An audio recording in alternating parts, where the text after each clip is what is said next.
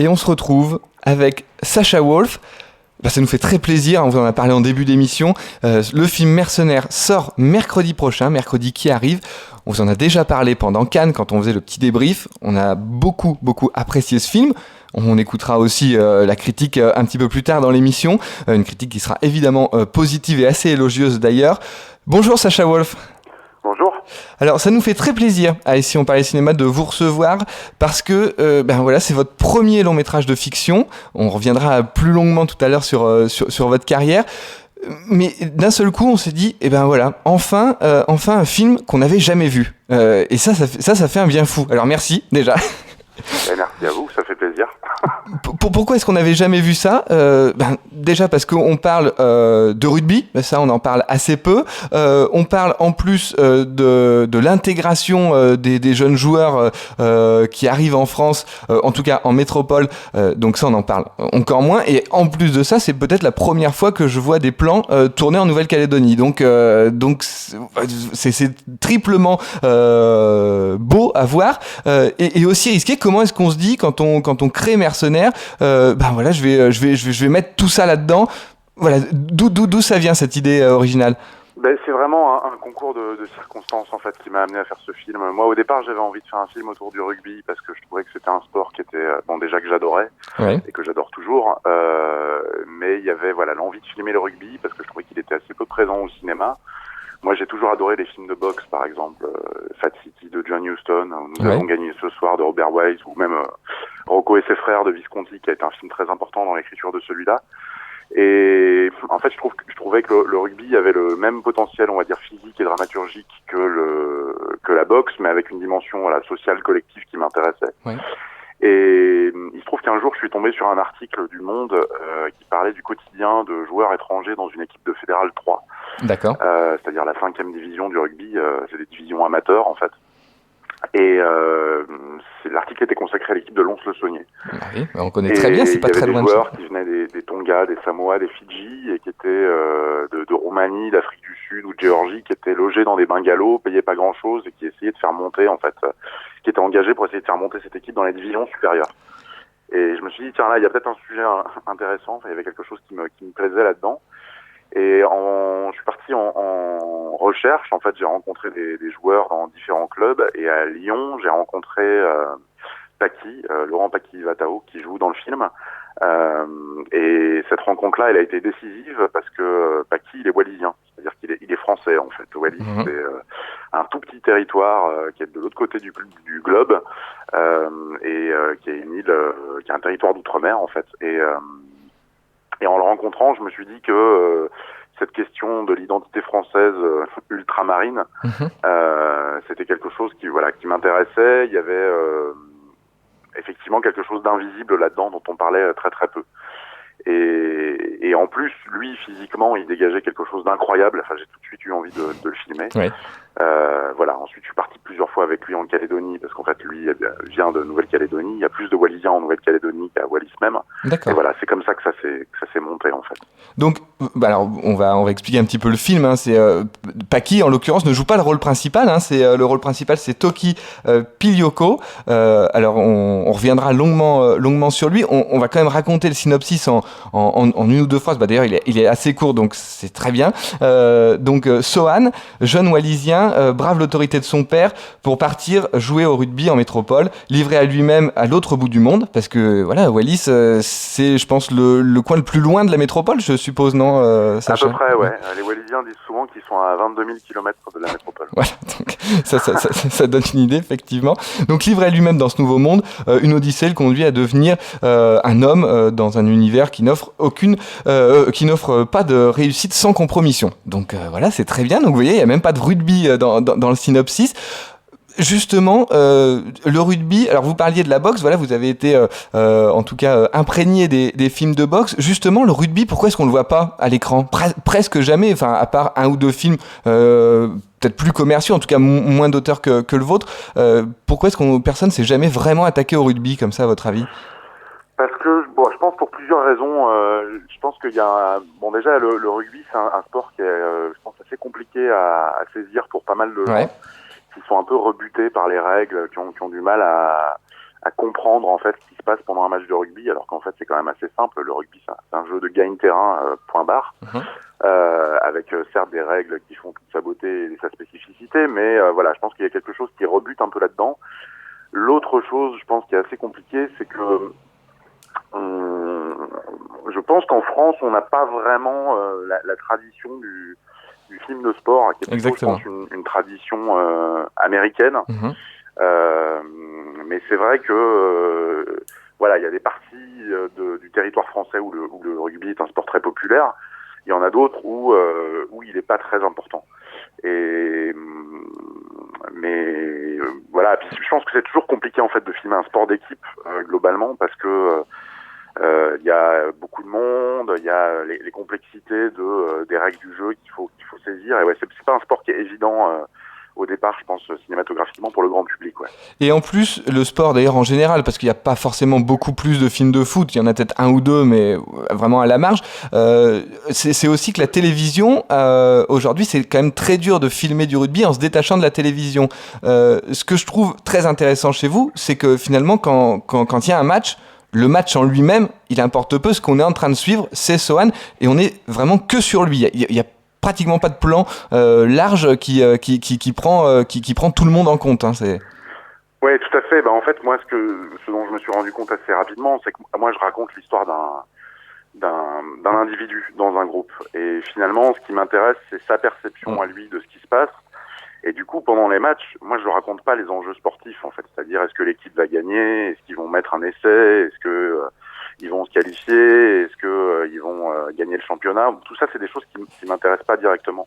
On sait très rarement, enfin même on sait jamais dans les séquences de matchs de mercenaires, le score du match. Exactement. Exemple, il a aucun intérêt. Ce qui m'intéresse, par contre, c'est qu'est-ce qui se passe pour lui sur le terrain. Chaque match, chaque séquence de match a un enjeu bien particulier pour lui.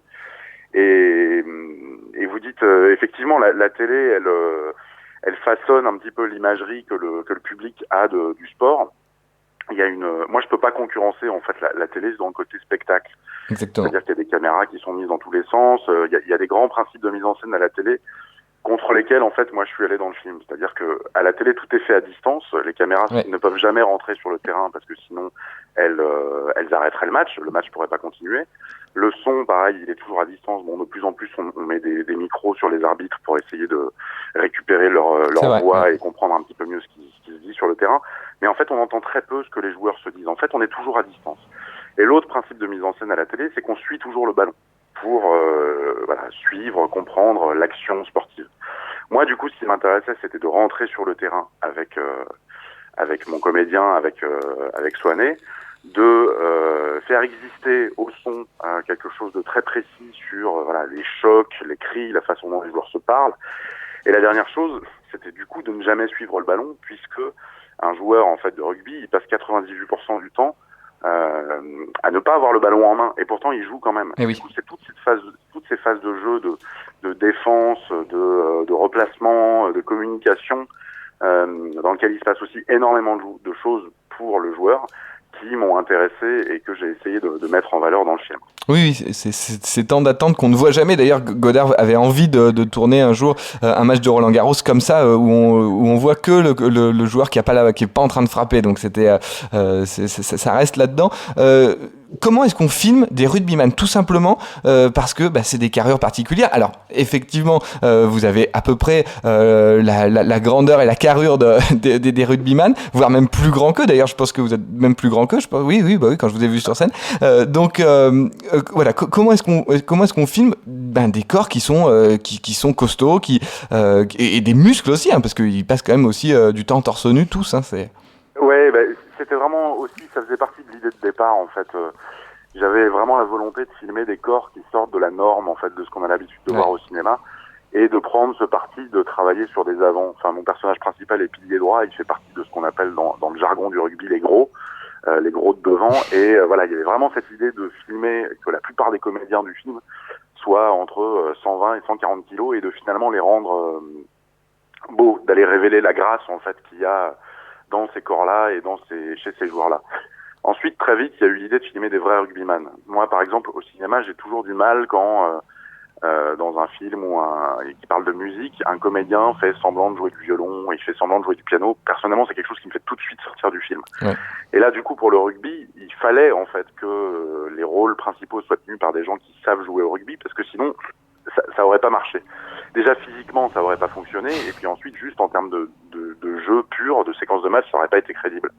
Pour moi, il y a rien qui raconte mieux la vie d'un rugbyman et ce qu'il est que sa tronche, en fait. Un pilier, il a une tête particulière, un second ligne, il a une tête particulière, un troisième ligne, il a un physique particulier, mais il y a rien qui raconte plus la vie d'un rugbyman que ses oreilles aplaties, c'est ce que j'allais dire, nez un peu tordu.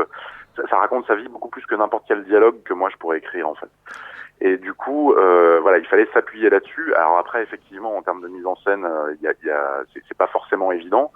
Le choix du scope, on a tourné le film, voilà, dans ce format assez étiré qu'est le cinémascope, qu'on a utilisé pour ce film, en partie parce que pour faire rentrer les deux épaules d'un rugbyman dans le cadre, le scope est assez pratique, en fait. Voilà, mais ça a été plein de réflexions sur effectivement la façon de filmer, de mettre en valeur ces corps-là. Ouais.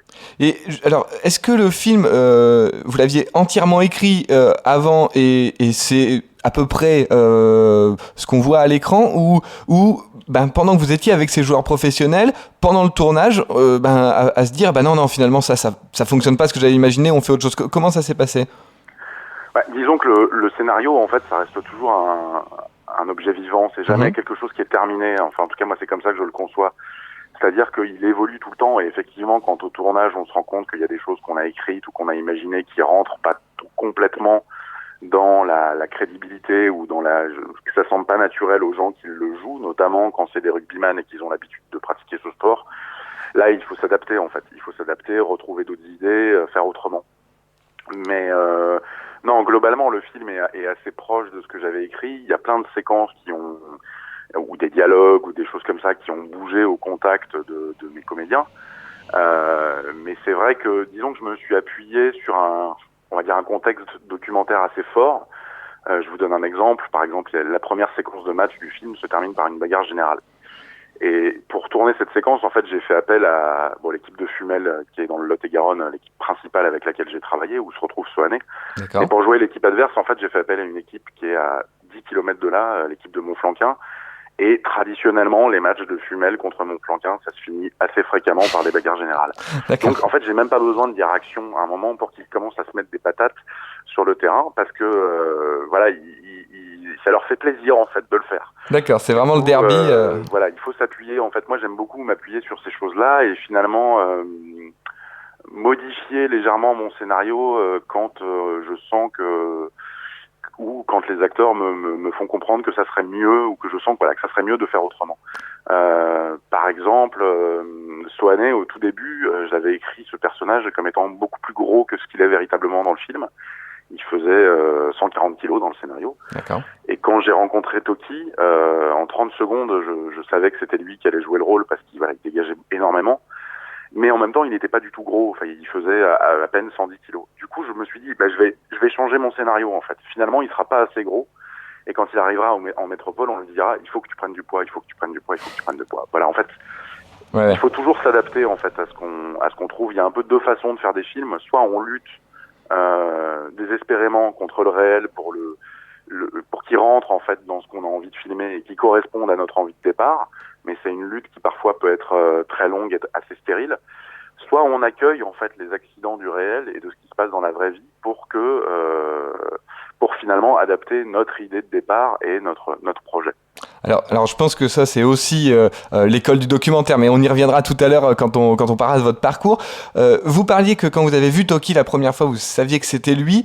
Est-ce que vous avez vu beaucoup de monde pour trouver ce rôle principal? Parce que vous parliez tout à l'heure, qu'un sportif ou un musicien qui l'est pas vraiment dans un film, ça se repère tout de suite, mais aussi des fois ça peut être la même chose pour un comédien. Je pense que c'est pas facile de jouer la comédie quand on est en plus sportif professionnel, qu'on a autre chose en tête.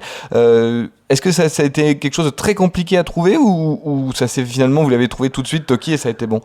Non, ce rôle-là, il a été assez compliqué à trouver, effectivement. J'ai beaucoup cherché. il y avait beaucoup de contraintes autour de ce rôle. Bon, déjà, c'est le rôle principal du film, il est quasiment dans toutes les séquences du film. Oui. Donc il fallait que ça soit quelqu'un de très solide et qui puisse tenir sur la distance, de porter ce rôle quotidiennement. Ensuite, il fallait que ça soit quelqu'un qui sache jouer au rugby pour ce que j'ai déjà expliqué auparavant. Voilà, il fallait un vrai rugbyman. Il fallait qu'il parle wallisien. Et il se trouve que la plupart des jeunes wallisiens en Nouvelle-Calédonie le parlent de moins en moins, donc c'était encore une contrainte de plus. Et puis physiquement, en fait, je voulais qu'il ait à la fois quelque chose de très enfantin et un corps, voilà, déjà assez développé et assez imposant. Parce que finalement, le film raconte, on va dire, son passage de l'enfance à l'âge adulte, clairement. Oui, complètement. Donc, j'ai fait un casting en Nouvelle-Calédonie, j'ai fait le tour des clubs, j'ai pas vraiment trouvé ce que je voulais parce que la plupart des jeunes là-bas, en fait, partent pour la métropole ou pour l'Australie ou pour la Nouvelle-Zélande. Et puis, je suis revenu en France et là, j'ai fait le tour des centres de formation et après pas mal de voyages dans tous les sens, j'ai trouvé Toki au centre de formation à Aurillac. Il joue là-bas, il est au centre de formation de ce club qui est en Pro D2. Et à cette époque-là, il était blessé en fait, parce qu'il y avait également la contrainte il fallait que le club de rugby dans lequel le joueur était engagé puisse me le laisser le temps du tournage, ce qui n'était pas forcément évident. Et en fait, lui était blessé et du coup, ça a facilité les choses en fait, parce qu'il n'y avait plus beaucoup d'enjeux pour lui. C'était à la fin, on va dire, de l'année sportive. Donc finalement, on a réussi à s'arranger avec le club pour qu'il nous le laisse. Mais voilà, quand j'ai fait des essais avec lui, encore une fois, en 20 secondes, je savais que c'était lui parce qu'il était à la fois très photogénique, il avait quelque chose, une intelligence de jeu qui, justement, exactement ce dont vous parlez, qui est que j'ai senti tout de suite qu'il était capable de jouer et qu'il avait finalement une très grande sensibilité. Et la troisième chose, c'est qu'il n'était pas inhibé. En fait, la plupart des jeunes que je rencontrais en Nouvelle-Calédonie ou en métropole, ils étaient assez souvent un peu craintifs ou un peu peureux. D'accord. Il se trouve que chez les Wallisiens ou en Océanie en général, les jeunes n'ont pas vraiment l'habitude de s'exprimer en public. Ils le font plus tard, en fait. Mais on laisse souvent la parole aux aînés. D'accord. Et Toki, il n'avait pas cette gêne-là ou cette inhibition. Il était assez ouvert et et très expressif.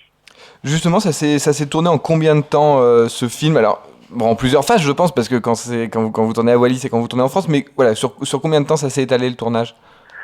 Alors le tournage, en fait, il s'est fait, ça a été 6 semaines en métropole, où on a tourné principalement dans le sud-ouest, en Lot-et-Garonne, et 2 semaines en Nouvelle-Calédonie. En fait, on n'a pas tourné à Wallis, on a tourné à Nouméa, en Nouvelle-Calédonie. Encore une fois, parce que voilà, il y a plus de Wallisiens en Nouvelle-Calédonie qu'à Wallis même. Finalement, il y a eu une très très grande migration wallisienne en Calédonie dans les années 60. Au moment où il y a eu ce qu'on a appelé le boom du nickel, parce que la Nouvelle-Calédonie est la deuxième réserve mondiale de nickel et il y a toute l'économie de l'île est tournée autour de ça.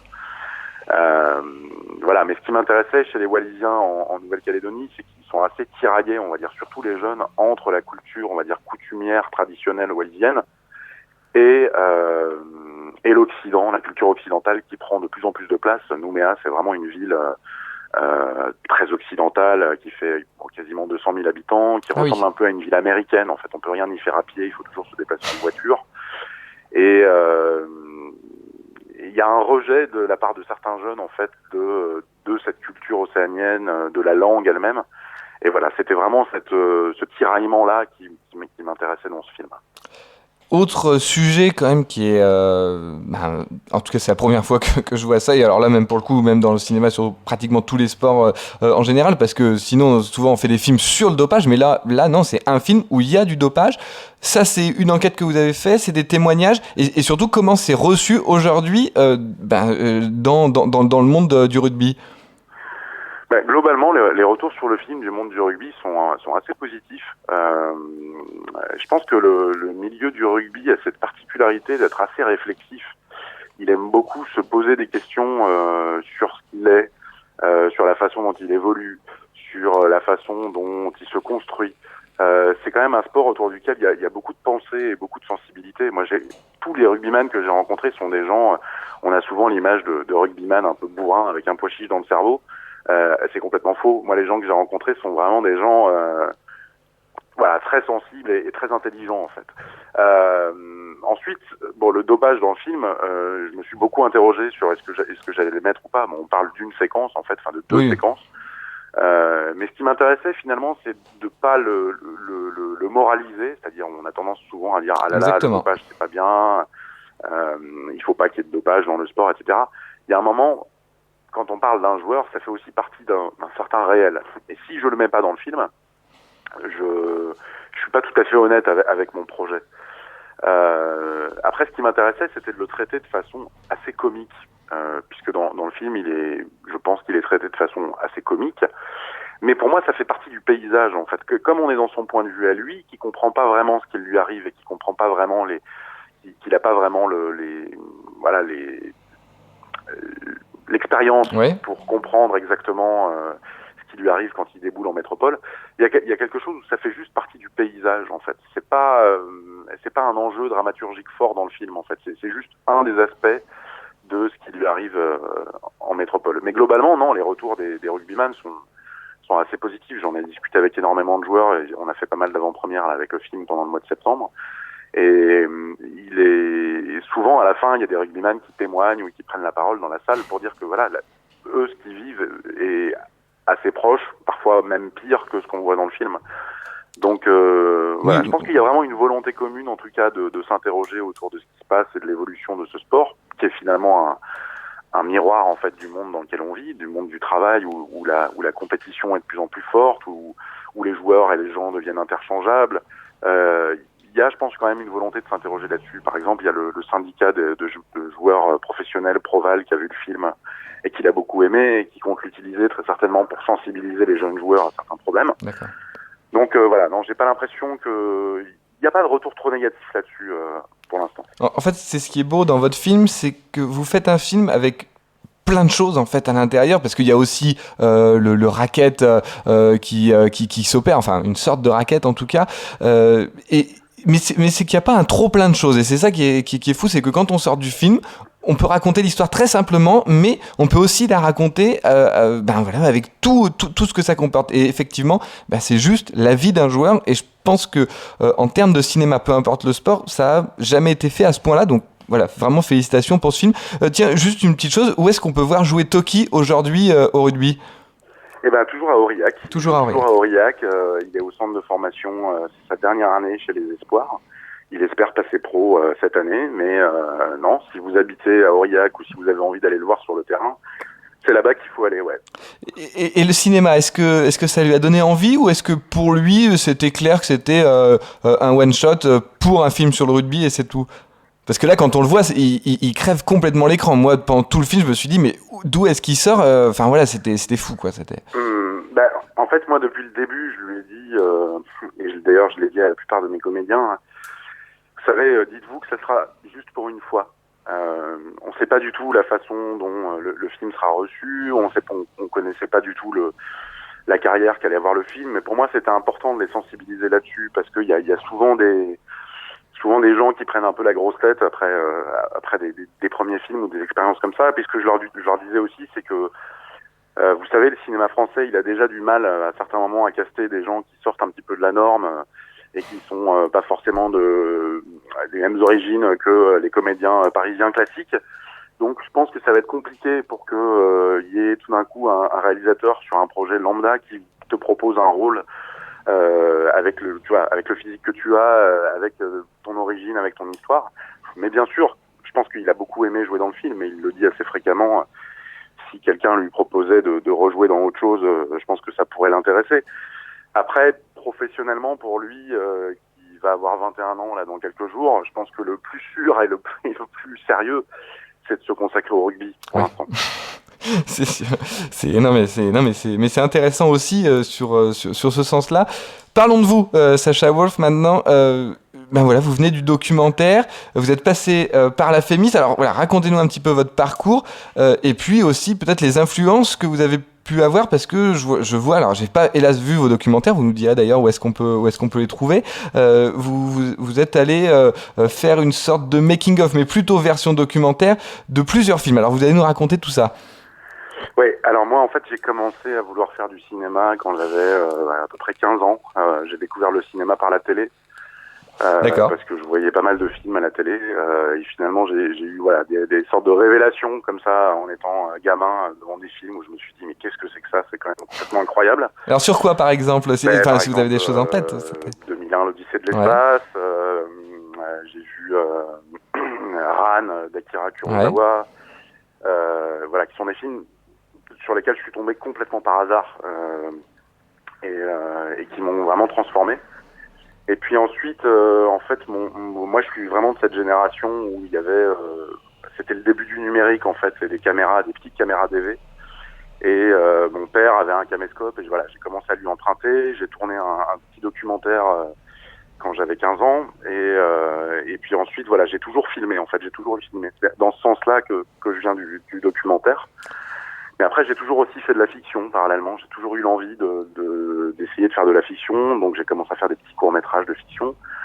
Ensuite, à 18 ans, j'ai été faire une école à Nantes qui s'appelle Cinésup, en fait, qui prépare au Oui, concours bien sûr. de la FEMIS et de Louis Lumière, qui est une école qui a été très importante pour moi parce que j'y ai rencontré la plupart de mes collaborateurs de travail. En fait, D'accord. par exemple, le chef-op de Mercenaires, on s'est rencontré là-bas. Le compositeur de la musique de film de Mercenaires, on s'est rencontré là-bas. Le mixeur de Mercenaires, on s'est rencontré là-bas. Enfin voilà, j'ai vraiment construit une famille en fait, de gens avec qui je partage aussi, je pense, une vision et qui sont très très importants pour moi dans mon parcours. Ensuite, j'ai tenté le concours de la FEMIS que je n'ai pas eu la première fois. Donc j'ai été 1 an à la fac à Paris, voilà, une année un peu en pointillé, on va Ouais. dire. Et puis je suis rentré ensuite à la FEMIS en réalisation. Donc je suis sorti en 2006. Donc là j'ai réalisé voilà des courts-métrages documentaires et des courts-métrages de fiction. Et puis je suis sorti de la FEMIS un petit peu voilà, j'avais l'impression que j'avais encore des choses à apprendre, que voilà, il y avait pas mal de choses, notamment techniquement, que je maîtrisais pas très très bien. Et du coup, là, j'ai pas mal travaillé à différents postes en fait en sortant de l'école. J'ai travaillé comme cadreur, j'ai travaillé comme un peu comme scénariste, j'ai travaillé comme assistant, j'ai travaillé Ouais. comme régisseur. Enfin voilà, j'ai été à plein de postes. J'ai fait de la déco, j'ai fait plein de choses. Mais finalement, ça m'a forgé une espèce de connaissances un peu transversales dont j'avais vraiment besoin. Et puis ensuite, et parallèlement à ça, je continue à faire du documentaire en fait. Et assez souvent D'accord. des commandes. J'ai fait un film pour Arte. Ensuite, j'ai commencé à travailler sur le scénario de Mercenaires. Et là, on m'a proposé la boîte qui coproduit Mercenaires, qui est 3D Productions, qui produit également les films de Rachid Bouchareb, Bruno Dumont, entre autres. Mhm. Ils m'ont proposé de faire un documentaire sur un des tournages de Bruno Dumont. C'était sur Camille Claudel, 1915. Et j'ai fait un film sur son travail avec les patients de l'hôpital psychiatrique avec lesquels il travaillait. Ça a été extrêmement intéressant de le voir au Oui. travail lui, parce que il travaille très souvent avec des comédiens non professionnels. Moi, c'était quelque chose que j'avais quasiment toujours fait aussi depuis le début. D'accord. C'est-à-dire que même quand je faisais de la fiction, je travaillais souvent avec des gens qui étaient proches de leur rôle dans la vie, qui est aussi le cas dans Mercenaires. Et voilà, le voir au travail, on m'a vraiment beaucoup interrogé sur ce que moi j'avais fait avant, sur ce que j'envisageais pour la suite. On a des façons de travailler qui sont très différentes, évidemment. Et puis je prétends absolument pas me comparer à Bruno Dumont, qui est quand même un cinéaste assez incroyable, voilà, qui Ouais. a un énorme parcours. Ouais, complètement. Donc j'ai fait ça. Ensuite, je suis parti sur un tournage de Rachid Bouchareb aux États-Unis, où j'ai pu voir un peu la façon de travailler des Américains, et j'ai fait un film sur la construction du mur entre les États-Unis et le Mexique. D'accord. Et puis après, Mercenaires s'est mis en branle, et voilà, j'ai passé pas mal de temps sur Mercenaires. Ça veut dire que pour monter son premier film de fiction, ben voilà, bon, même si vous avez pu avoir les idées un petit peu avant, mais au moment où vous vous êtes dit maintenant je vais m'investir à 100% là-dedans, combien de temps il faut du moment où vous avez commencé à travailler au moment de tournage et maintenant au moment de la sortie? Ben, ça m'a pris à peu près 6 ans. D'accord. Entre le moment où j'ai, on va dire, rencontré Paki, c'est-à-dire j'avais déjà l'envie un petit peu de faire un film autour du rugby avant, mais on va dire depuis la rencontre avec Paki, qui a vraiment été le premier jalon, jusqu'à aujourd'hui, ouais, il y a 6 ans. Je l'ai rencontré en 2010. Je suis allé la première fois en Nouvelle-Calédonie en 2011. En gros, j'ai passé à peu près 4 ans à écrire le film. Je savais en fait que dans mon projet, J'avais pas 36 000 solutions pour le financer en fait. J'avais pas de casting parce que je pouvais pas bosser avec des comédiens connus. Moi, j'avais pas de nom parce que je sortais pas de, voilà, j'avais pas fait des films très connus avant. Donc du coup, la seule solution, c'était que j'ai un scénario qui tienne vraiment la route et que je puisse le défendre, on va dire, entièrement. Donc ça m'a pris quand même pas mal de temps. Et puis il fallait appréhender un petit peu ce monde du rugby et surtout ce monde de l'Océanie que je connaissais pas du tout, auquel j'étais totalement étranger.